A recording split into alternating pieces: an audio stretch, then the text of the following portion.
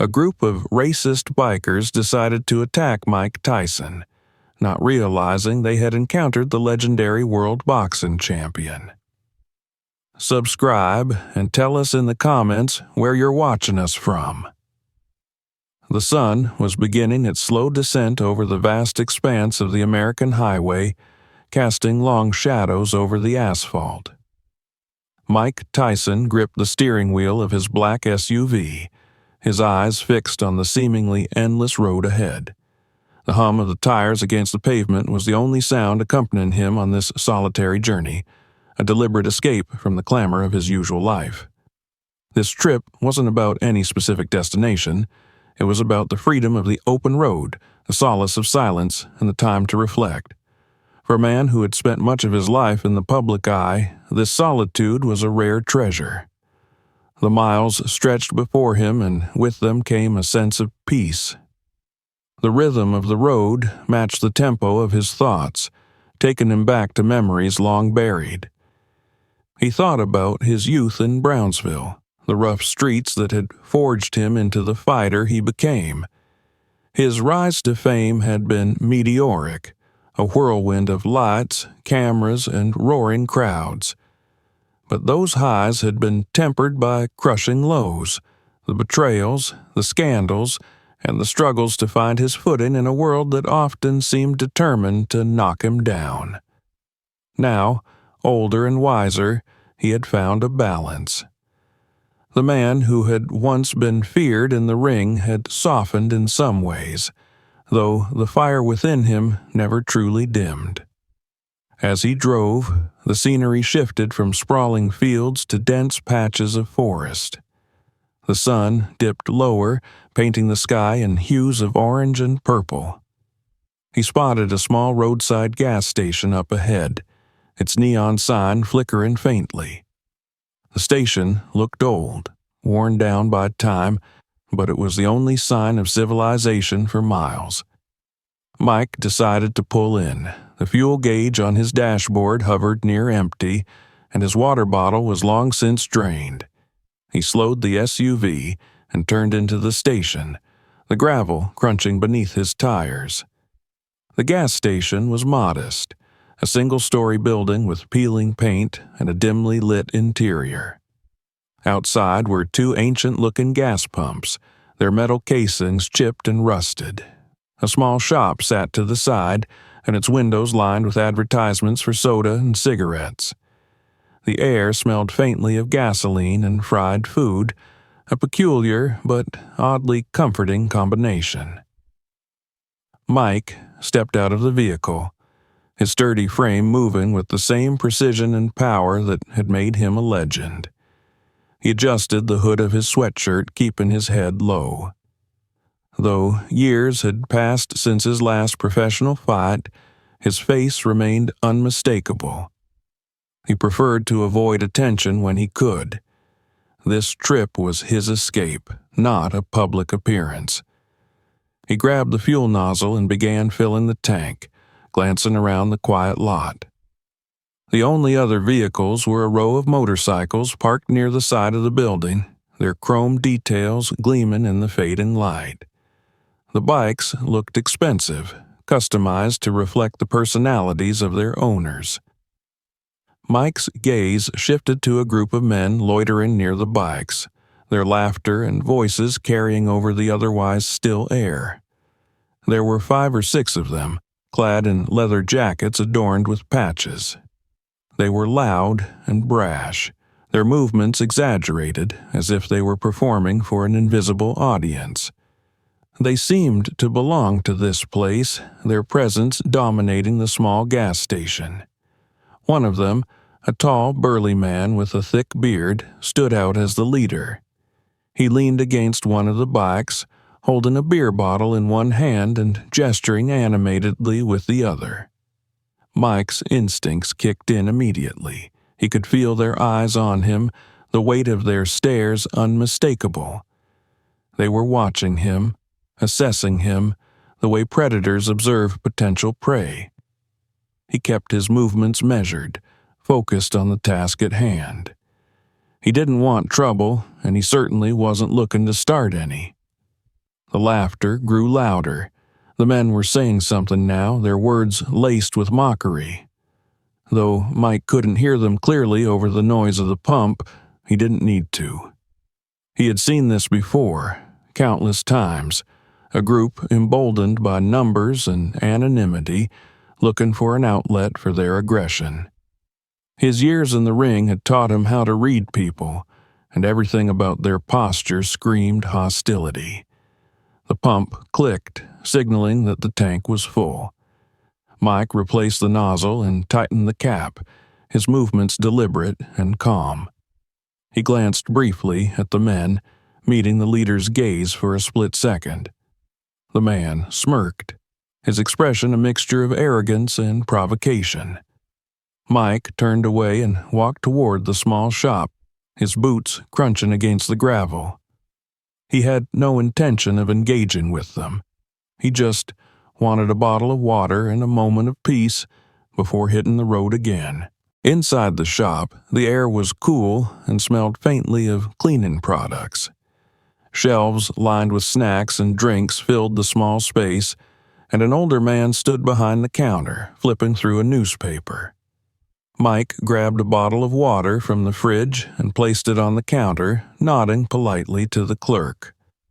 The transaction was quick, and he was back outside in minutes. The atmosphere on the lot had changed.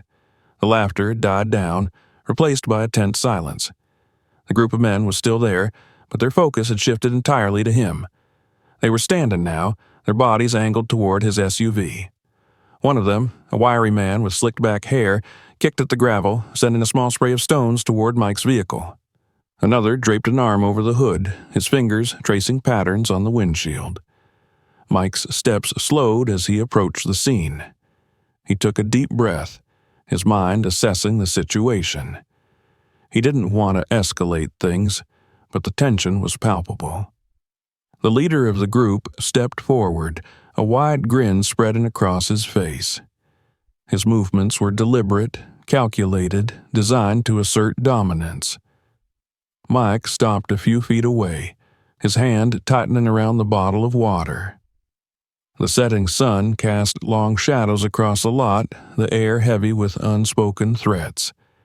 In that moment, the peaceful rhythm of his journey was interrupted. The next steps would determine whether it would resume or spiral into chaos. The moment Mike stepped closer to his SUV, the atmosphere became electric. The group of bikers was no longer idly chatting or laughing among themselves. They were watching him with an intensity that felt almost predatory. The leader, a towering figure with a scruffy beard and a leather jacket adorned with skull patches, pushed off the bike he had been leaning on and sauntered toward Mike. His boots crunched against the gravel as he approached, a smirk plastered across his face. The rest of the bikers followed his lead, forming a loose semicircle that blocked Mike's path to his vehicle. Their presence was both calculated and aggressive, an unspoken declaration that they owned this space and everyone in it. Mike stopped a few paces away, his body relaxed but his mind alert. He wasn't looking for a fight, but he was always prepared for one. The leader tilted his head, his smirk widening as he looked Mike up and down. His posture was exaggerated, his movements designed to draw attention to himself. The others chuckled behind him, egging him on with murmured encouragement. Mike could feel their energy, mocking, condescending, and simmering with malice. One of the younger bikers, a wiry man with tattoos snaking up his neck, tossed a crushed beer can at Mike's feet. It landed with a hollow clink and rolled to a stop against his boot. The man laughed loudly, his voice cutting through the stillness of the lot like a blade. The others joined in, their laughter echoing off the walls of the gas station. Mike didn't flinch. He simply stepped around the can and continued toward his SUV. The movement was calm, measured, and deliberate, completely unbothered by their attempts to provoke him. This only seemed to irritate them further. The leader narrowed his eyes, his smirk faltering for a brief moment before he gestured toward Mike with an exaggerated shrug.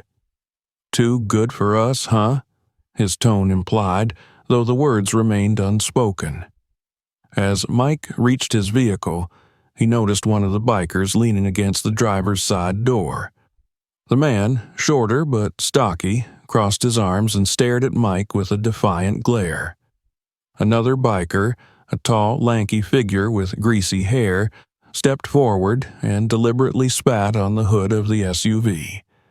The saliva glistened under the fading sunlight, a deliberate insult.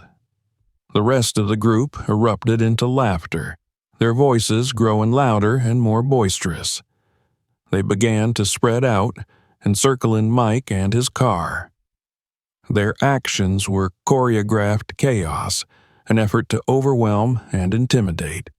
But Mike remained calm, his movements slow and deliberate as he placed the water bottle on the roof of his SUV. He straightened up, his broad shoulders relaxed but his presence commanding. This wasn't the first time he had encountered people like this, men who thrived on fear, who sought power through intimidation. He had grown up surrounded by them, fought against them, and, in some cases, had been them. He knew their tactics, their rhythms, and their weaknesses. The leader, emboldened by Mike's silence, stepped closer. His boots scuffed the gravel as he moved within arm's reach, tilting his head to look up at Mike. The height difference between them was apparent, but the man didn't seem to care. He had numbers on his side, and in his mind, that was all that mattered. Mike's gaze met his, steady and unflinching. The leader's smirk returned, though this time it was tinged with uncertainty. He raised a hand and jabbed a finger toward Mike's chest, his voice low and filled with mockery as he muttered something to his crew. The group erupted into more laughter, their voices grating and sharp. Mike didn't respond. He simply stood there, his calm demeanor an unspoken challenge. It was a test of wills, a battle that required no words. The leader's smirk twisted into a sneer and he stepped back, his movements sharp and exaggerated. "Let's see how tough he really is," the wiry biker muttered, his voice dripping with malice. The man stepped forward, his hand brushing against the chain that hung from his belt. Mike noticed the movement but didn't react. Instead, he shifted his weight slightly, his stance relaxed but perfectly balanced. His body language spoke volumes. He wasn't afraid, and he wasn't running. This wasn't the reaction they were expecting, and it only fueled their anger. The younger biker took another step forward, his hand gripping the chain as he swung it lazily at his side. The sound of the metal links clinking together was sharp and deliberate, a warning meant to unsettle. But Mike's expression didn't change. He remained as calm and composed as he had been when he first stepped out of his car. The leader, sensing that his crew needed more encouragement, raised a hand and pointed at Mike's SUV. "Looks like someone needs a lesson in respect," he said loudly, his voice carrying across the lot. The rest of the group cheered in agreement, their jeers growing louder as they began to close in. Mike took a deep breath, his eyes scanning the group. He wasn't interested in escalating the situation, but it was becoming clear that they wouldn't back down. His mind shifted into a familiar mode, assessing the threats and planning his next moves. He had spent years perfecting his ability to stay calm under pressure, and this was no different. The leader gestured to one of the bikers, who immediately moved toward the back of Mike's SUV. He kicked at the taillight, the sound of shattering glass cutting through the air. Another biker followed his lead, punching the side mirror and sending it dangling by a thread. The group erupted into laughter again, their actions growing bolder with every passing second. Mike's jaw tightened, but he didn't move. He knew this wasn't about his car or even him. It was about power, about proven dominance. They wanted to break him, to see him react. But Mike Tyson wasn't the type to break. He had spent years in the ring facing opponents far more dangerous than these men, and he wasn't about to let them get the better of him. The leader, now fully confident in his control of the situation, stepped closer once more. His smirk was triumphant, his body language oozing arrogance. He raised a hand and placed it on Mike's shoulder, gripping it tightly. "Let's see what you've got," his eyes seemed to say. Mike's response was immediate, but not in the way they expected. He didn't lash out or shout. Instead, he simply turned his head, his gaze meeting the leader's with an intensity that sent a ripple through the group. The laughter died down, replaced by a tense silence. For the first time, the bikers hesitated, their confidence wavering. The moment stretched out, heavy and charged. Mike didn't need to say anything. His presence, his history, and his quiet strength spoke louder than any words could. The balance of power began to shift, though the bikers didn't realize it yet. As the sun dipped lower on the horizon, the air grew cooler and the tension thicker. The stage was set, the players in position. The next moments would decide everything. The air at the gas station was heavy with tension, the kind that electrified the space between seconds. Mike Tyson stood by his SUV, calm but unyielding, surrounded by the semicircle of bikers. The leader of the group, emboldened by the nervous chuckles of his companions, tightened his grip on Mike's shoulder. The unspoken challenge hung in the air like a storm cloud ready to burst. The younger bikers, sensing the rising stakes, began to move with more confidence. One of them kicked at the gravel near Mike's feet, sending a spray of tiny rocks across the ground. Another, the wiry man with the chain, stepped closer, letting the links drag against the gravel in slow, deliberate strokes. The sound was grating, like nails on a chalkboard, a signal of escalating aggression. Behind Mike's SUV, the damage was growing.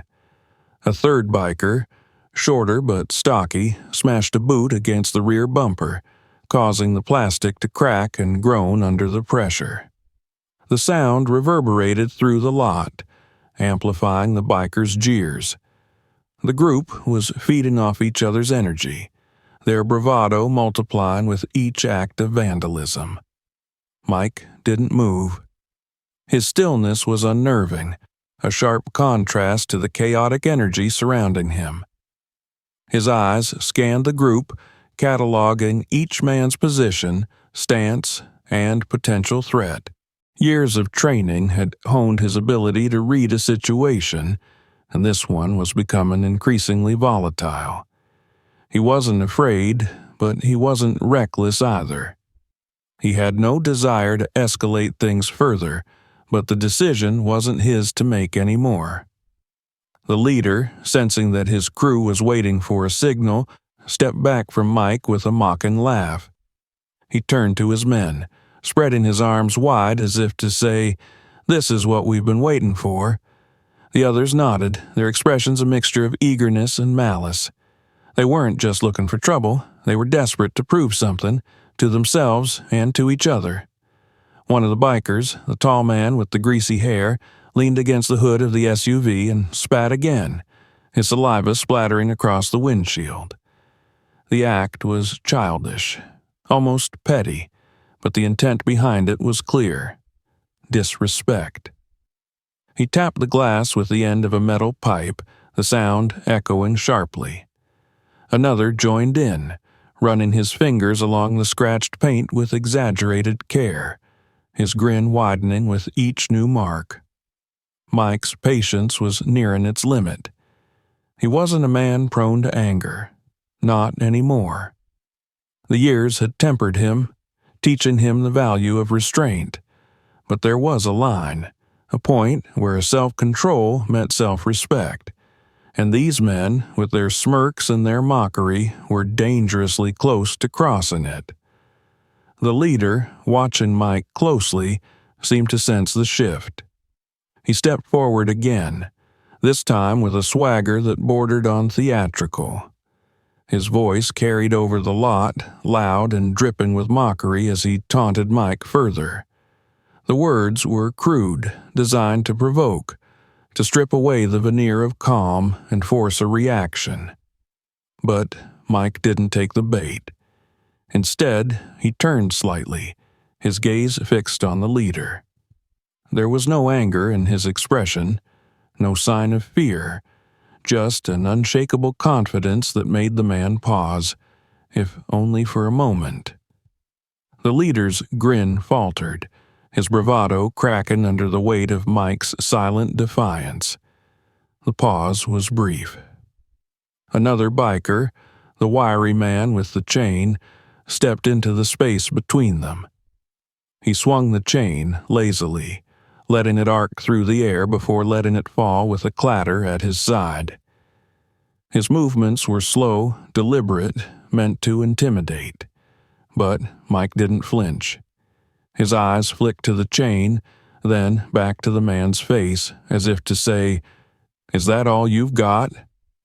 The tension reached a breaking point. The leader, perhaps sensing that his authority was slipping, barked out a sharp order.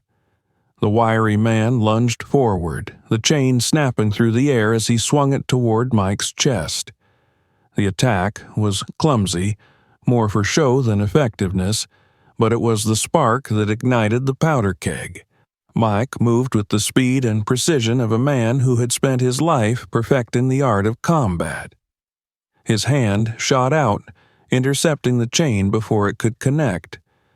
With a sharp twist of his wrist, he yanked the weapon free, the links unraveling from the biker's grasp with a metallic clatter. The man stumbled back, his expression shifting from confidence to shock as Mike dropped the chain to the ground at his feet. The silence that followed was deafening. For a moment, the bikers seemed frozen, their confidence shaken by the sheer ease with which Mike had disarmed their comrade. But the moment passed quickly. Embarrassed by his failure, the wiry man snarled and lunged again, this time with his fists. He swung wildly, his punches lacking both precision and power. Mike sidestepped effortlessly, his movements fluid and controlled. With a single, calculated strike, he caught the man in the solar plexus. The impact was devastating, sending the biker crumpling to the ground, gasping for air. The rest of the group watched in stunned silence as their comrade writhed at Mike's feet. The leader's expression darkened. He barked another command, and the rest of the bikers surged forward. This was no longer about intimidation. It was about numbers. They believed that together they could overpower him. Mike didn't wait for them to close the distance. He stepped forward, meeting their charge head-on. His fists moved like pistons, each strike a precise combination of speed and power. The first biker went down with a broken nose, blood streaming down his face as he crumpled to the ground. The second stumbled back, clutching his ribs after a devastating blow to his side. The remaining bikers hesitated, their confidence wavering as they realized what they were up against. But the leader, unwilling to back down, roared in frustration and charged at Mike himself. He swung wildly, his fists clenched and his movements fueled by anger rather than skill. Mike dodged the attack with ease, his body moving in a seamless flow of defense and counterattack. A sharp uppercut sent the leader staggering back, his eyes wide with shock as he stumbled to his knees. The fight was over almost as quickly as it had begun. The bikers, battered and broken, lay scattered across the lot, their pride and their bodies bruised. Mike stood in the center of the chaos, his breathing steady and his fists still clenched. He had given them every opportunity to back down, but they had chosen this path. As he looked around the lot, his gaze settled on the leader, who was struggling to get back to his feet. Their eyes met, and for the first time the man's bravado was gone. In its place was something that resembled respect, or perhaps fear. Mike turned and walked toward his SUV, his steps slow and deliberate. He picked up the water bottle from the roof and twisted off the cap, taking a long drink as he surveyed the damage. The silence was heavy, broken only by the groans of the defeated bikers. The storm had passed, but its impact would linger. The stillness that followed the initial clash was eerie. The once boisterous bikers, now battered and groaning, lay scattered across the gas station lot. Their leader, Griff, knelt in the gravel, clutching his stomach where Mike's punch had landed moments earlier. His labored breaths echoed in the heavy silence, blending with the faint hum of the fluorescent lights from the gas station canopy. Mike Tyson, the man who had stood at the pinnacle of the boxing world, remained in the center of the chaos, his broad shoulders rising and falling in a steady rhythm. His fists, once lethal instruments in the ring, now hung at his sides, relaxed but ready. His expression was unreadable, a calm mask of indifference that betrayed no emotion, no satisfaction, no anger. He wasn't here to prove a point. He was here to end a fight he hadn't started. But it wasn't over yet.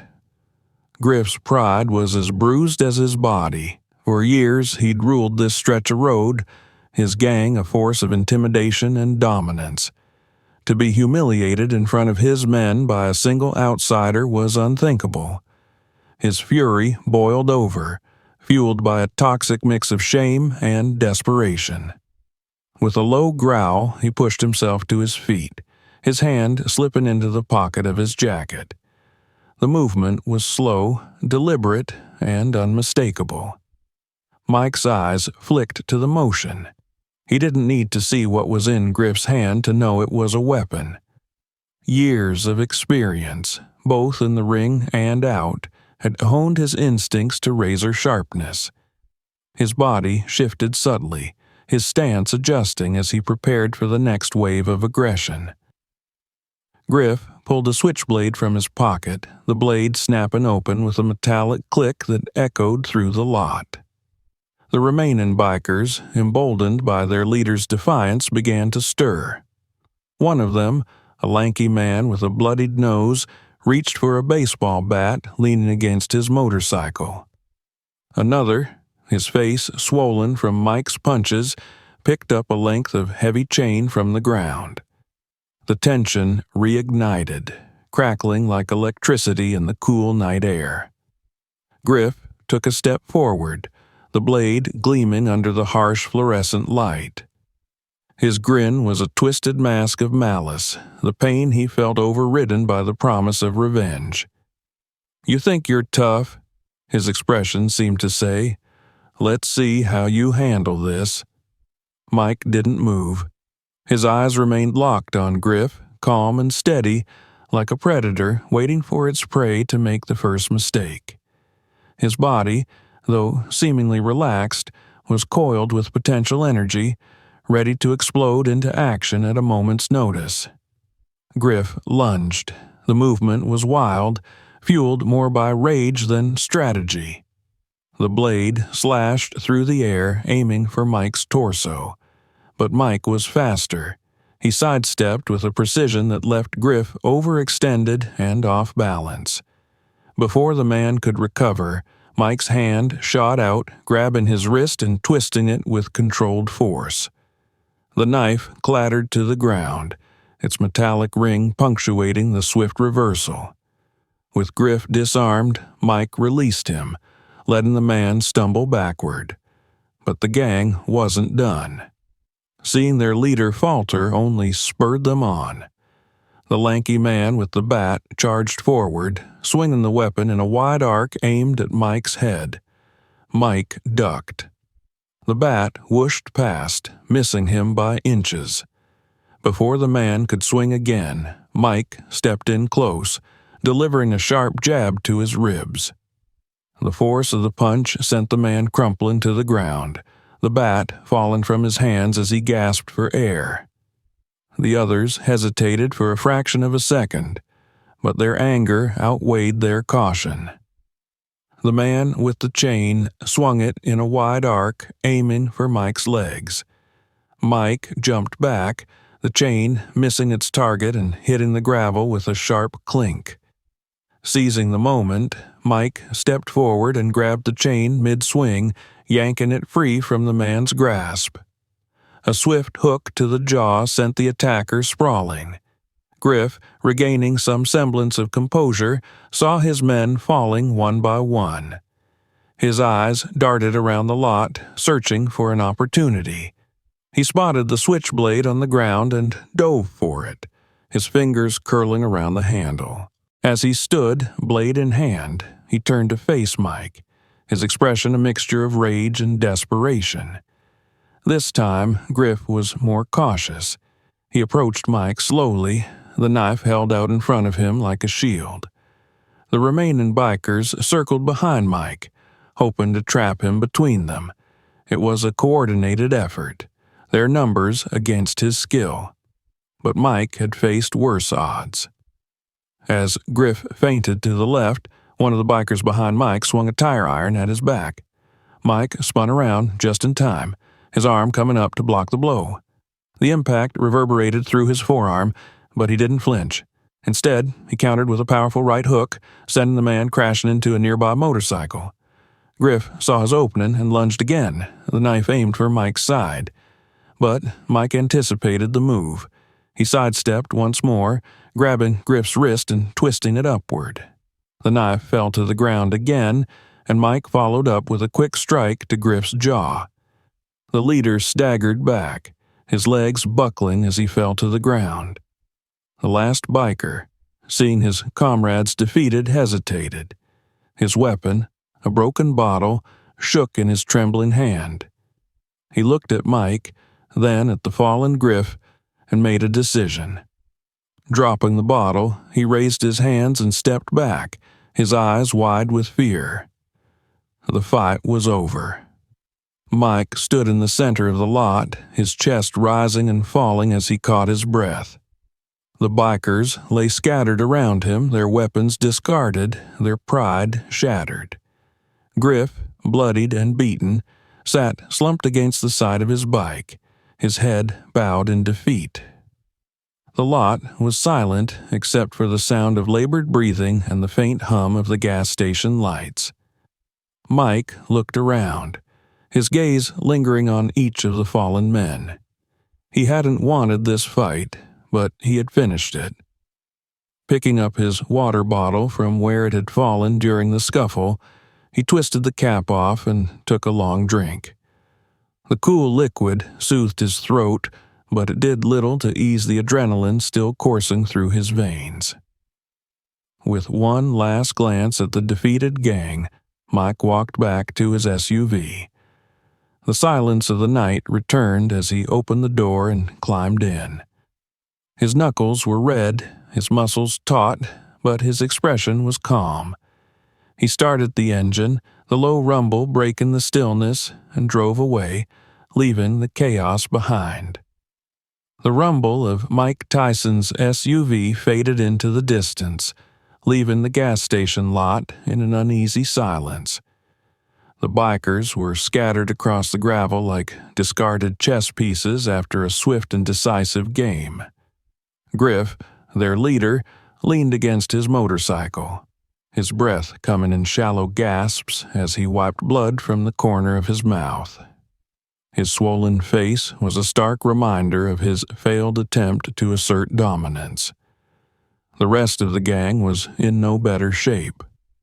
One man clutched his ribs, another cradled his arm, and the wiry one who had swung the chain earlier sat slumped against a concrete barrier, staring blankly at the ground. Their weapons, a broken bottle, a chain, a bat, lay abandoned amidst the chaos, rendered useless in the face of Mike Tyson's unrelenting precision and power. For a moment, no one moved. The reality of what had just happened began to settle over the defeated gang like a heavy fog. They had underestimated their target, mistaking his calm demeanor for weakness. Instead, they had faced a storm, a man whose fists had once ruled the world of boxing, a legend who had no patience for their posturing. The gas station clerk, an older man who had stayed hidden behind the counter during the fight, cautiously peeked out through the dusty window. His eyes widened at the sight of the aftermath. The man had heard the commotion but hadn't dared intervene. Now, seeing the gang laid low, he felt a surge of both relief and disbelief. He stepped out of the shop, his hands trembling as he lit a cigarette and surveyed the scene. "You boys picked the wrong guy," he muttered under his breath, shaking his head. He took a long drag, the ember glowing in the dim light, and turned back toward the store, muttering about calling the police. Meanwhile, Griff forced himself to his feet, wincing with every movement. His pride hurt more than his battered body. He spat on the ground, a mix of blood and saliva, and glared at his men. His expression wasn't just one of anger, it was humiliation, frustration, and the weight of knowing they had lost everything they had tried to assert. "Get up," he barked hoarsely. His voice lacked its usual authority, but it was enough to stir the others. Slowly, painfully, they began to rise, their groans filling the silence as they limped back toward their motorcycles. None of them spoke. The shame was too heavy, their camaraderie fractured by the sheer humiliation of their defeat.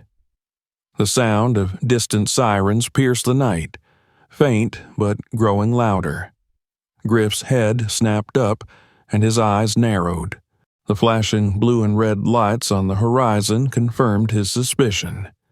Someone, probably the clerk, had called the cops. He cursed under his breath, spitting out another string of blood, and motioned for his men to move faster. "Leave the bikes if you have to," Griff growled, his voice laced with urgency. "We can't be here when they show up." But not everyone was able to follow his orders. One of the bikers, the lanky man with the bloody nose, leaned heavily against his bike, his legs trembling beneath him. He tried to start the engine, but his hands were shaking too much to grip the handlebars properly. Griff glanced at him, his jaw tightening in frustration, but he didn't offer help. Instead, he turned and hobbled toward the far end of the lot, disappearing into the shadows. The sirens grew louder, their high-pitched wail cutting through the still night air. The remaining bikers exchanged nervous glances before abandoning their motorcycles altogether and staggering off in different directions, desperate to avoid the arriving authorities. The lot was left in disarray, scattered debris, damaged vehicles, and a lingering sense of chaos. Within moments, a police cruiser pulled into the station, its headlights cutting through the darkness. The vehicle came to a stop, and a uniformed officer stepped out, his hand resting cautiously on his holstered weapon. He scanned the scene, his sharp eyes taking in the damaged motorcycles, the bloodstains on the gravel, and the broken taillight of Mike's SUV. The clerk stepped out of the shop again, his cigarette now reduced to a stub. He raised a hand to get the officer's attention and began recounting the events in hurried, fragmented sentences. The officer listened, nodding occasionally as he scribbled notes in a small notebook. "He just showed up to get gas," the clerk said, his voice tinged with awe. "Didn't even look for trouble. But those guys, they started it. They always do. And this time, well, they got what they deserved." The officer raised an eyebrow. "You're saying one guy did this?" he asked, gesturing to the wreckage around them. The clerk nodded emphatically. "Not just any guy," he said. "Mike Tyson, the Mike Tyson." The officer's expression shifted from disbelief to a faint smile of recognition. He closed his notebook and sighed, glancing back at the lot. "Well," he muttered, "guess they picked the wrong legend to mess with." Back on the highway, Mike Tyson drove in silence. The rhythmic hum of the tires against the road was a soothing counterpoint to the adrenaline that still coursed through his veins. His knuckles were slightly bruised, and his muscles ached faintly, but his mind was calm. He hadn't wanted the fight, but he'd ended it decisively. In the rearview mirror, the distant glow of the gas station faded into the darkness. Mike's thoughts drifted as he focused on the road ahead. He wasn't angry or triumphant. There was no satisfaction in fighting people who didn't know what they were up against. He felt only a deep sense of clarity, the kind that came from knowing he had defended himself with restraint and purpose. The night stretched out before him, the highway bathed in moonlight. He reached over to the passenger seat, picked up his water bottle, and took a long sip. The cool liquid was refreshing, grounding him after the chaos of the last hour. He adjusted his grip on the steering wheel, his mind already moving on from the encounter. In the quiet of the open road, Mike found peace again. The bikers, the fight, the gas station, it was all behind him now, just another story to be told by those who had witnessed it. For him, it was simply another reminder of who he was and what he was capable of when pushed too far. The miles stretched on, the horizon beckoning him forward. He didn't look back. The open highway stretched endlessly before Mike Tyson, the white lines on the pavement illuminated by his SUV's headlights. The adrenaline that had surged through his veins during the confrontation at the gas station had finally subsided, leaving behind a sense of calm clarity. The hum of the tires against the road was soothing, a steady rhythm that mirrored his steady breathing. The fight was over, but the echoes of the evening lingered in his thoughts. As the miles ticked by, Mike's mind drifted back to the gas station. He hadn't wanted trouble, hadn't sought conflict, but he knew that some battles were unavoidable. The bikers had misjudged him, assuming that his quiet demeanor was a sign of weakness. Instead, they had learned the hard way that strength often lies in restraint, and that some men, even those who walk away from trouble, should never be underestimated. He glanced at his bruised knuckles gripping the steering wheel. The pain was minor, a dull throb that served as a reminder of the chaos he'd left behind. But it wasn't the pain that stuck with him. It was the lesson. He had spent years learning to control his power, to channel his anger into something constructive. Tonight, he had been forced to draw on those lessons, to remind himself of the man he had become. Somewhere behind him, the gas station was likely swarming with activity. He imagined the police questioning the bikers, their bruised and battered faces telling the story better than words ever could. The gas station clerk, who had wisely stayed out of harm's way, would probably recount the events with wide-eyed awe, describing how the legendary Mike Tyson had dismantled a gang of aggressors without breaking a sweat. And then there was the internet. Mike knew how the world worked. In an era where everyone had a camera in their pocket, moments like the one at the gas station didn't stay private for long. By now, someone would have uploaded shaky footage of the fight, the grainy video capturing his swift, decisive movements as he neutralized the bikers one by one. The story would spread like wildfire, fueling headlines and social media posts. Mike Tyson takes down racist biker gang. Legendary boxer still a force to be reckoned with. Don't mess with Iron Mike.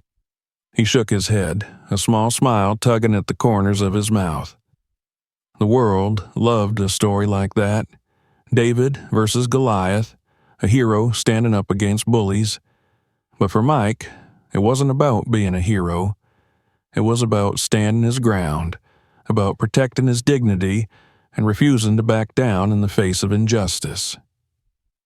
His phone buzzed on the passenger seat, interrupting his thoughts. He glanced at the screen, seeing a flurry of notifications lighting up the display. Messages, missed calls, news alerts. It was already starting. The world had taken notice, and it was only a matter of time before the story became the latest viral sensation.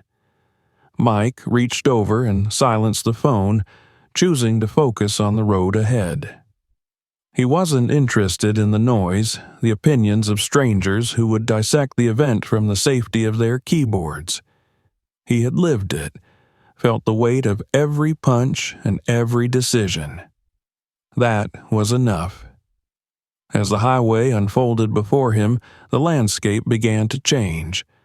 The flat plains gave way to rolling hills, the dark silhouettes of trees lining the roadside. The moon hung high in the sky, casting a silvery glow over the quiet world.